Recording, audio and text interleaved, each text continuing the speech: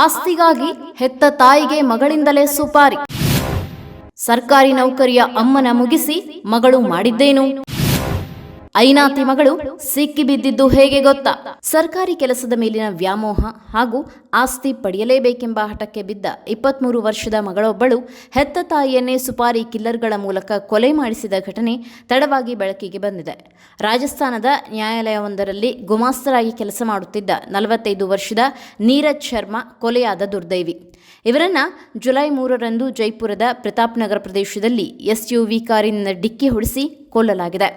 ಘಟನೆಯ ದಿನ ನೀರಜ್ ಅವರು ತಮ್ಮ ಮಗನನ್ನ ಕೋಚಿಂಗ್ ಸೆಂಟರ್ಗೆ ಬಿಟ್ಟು ಮನೆಗೆ ವಾಪಸ್ ಆಗುತ್ತಿದ್ದರು.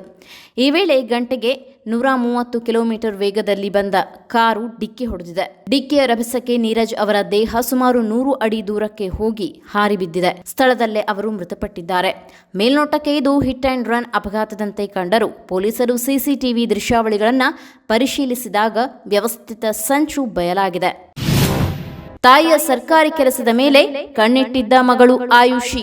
ಈ ಪ್ರಕರಣದ ಕುರಿತು ತನಿಖೆಯ ಬಳಿಕ ಸುದ್ದಿಗಾರರೊಂದಿಗೆ ಮಾಹಿತಿ ನೀಡಿರುವ DCP ರಂಜಿತಾ ಶರ್ಮಾ, ನೀರಜ್ ಅವರ ಪತಿ ಸುಮಾರು 1 ವರ್ಷದ ಹಿಂದೆ ಮೃತಪಟ್ಟಿದ್ದರು.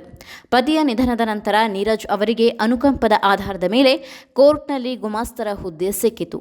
ಆದರೆ ಮಗಳು ಆಯುಷಿ ಶರ್ಮಾಗೆ ತನಗೆ ಆ ಸರ್ಕಾರಿ ಕೆಲಸ ಸಿಗಬೇಕೆಂಬ ಆಸೆ ಇತ್ತು. ಇದರೊಂದಿಗೆ ಕಳೆದ 2-3 ವರ್ಷಗಳಿಂದ ತಾಯಿ ಮಗಳ ನಡುವೆ ಆಸ್ತಿ ವಿವಾದವೂ ನಡೆದಿತ್ತು.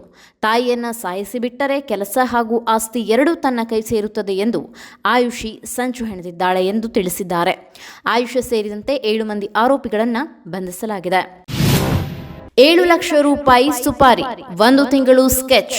ತಾಯಿಯ ಹತ್ಯೆಗಾಗಿ ಆಯುಷಿ ತನ್ನ ಚಿಕ್ಕಪ್ಪ ಮೋಹನ್ ಸ್ವರೂಪ್ ಮತ್ತು ಸೋದರ ಸಂಬಂಧಿ ಬಲರಾಮ್ ಯಾನೆ ರವಿ ಜೊತೆಗೆ ಕೈ ಜೋಡಿಸಿದ್ದಳು. ಇವರೆಲ್ಲ ಸೇರಿ ತಾಯಿಯನ್ನ ಮುಗಿಸಲು ಹೇಮಂತ್ ಶರ್ಮಾ ಎಂಬಾತನಿಗೆ 7 ಲಕ್ಷ ರೂಪಾಯಿ ಸುಪಾರಿ ಕೊಟ್ಟಿದ್ದರು. ಆರಂಭದಲ್ಲಿ ಬಾಡಿಗೆ ಕಾರಿನ ಮೂಲಕ ನೀರಜ್ ಅವರನ್ನ ಹಿಂಬಾಲಿಸಲಾಗಿತ್ತು. ಆದರೆ ಡಿಕ್ಕಿ ಹೊಡೆಯುವ ಯತ್ನ ವಿಫಲವಾಗಿತ್ತು.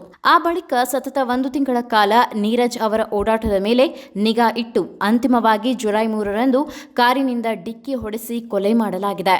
ಕೊಲೆ ನಡೆದ ದಿನ ಒಬ್ಬಾತ ನೀರಜ್ ಇರುವ ಸ್ಥಳದ ಲೈವ್ ಅಪ್ಡೇಟ್ ನೀಡುತ್ತಿದ್ದರೆ ಮತ್ತೊಬ್ಬ ಬೈಕ್ನಲ್ಲಿ ಕಾವಲು ಕಾಯುತ್ತಿದ್ದ.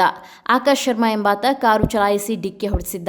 ಅಪಘಾತದ ಬೆನ್ನಲ್ಲೇ ಕಾರನ್ನ ಬಿಟ್ಟು ಆರೋಪಿಗಳು ಬೈಕ್ನಲ್ಲಿ ಪರಾರಿಯಾಗಿದ್ದರು ಎಂದು ಅಧಿಕಾರಿಗಳು ತಿಳಿಸಿದ್ದಾರೆ.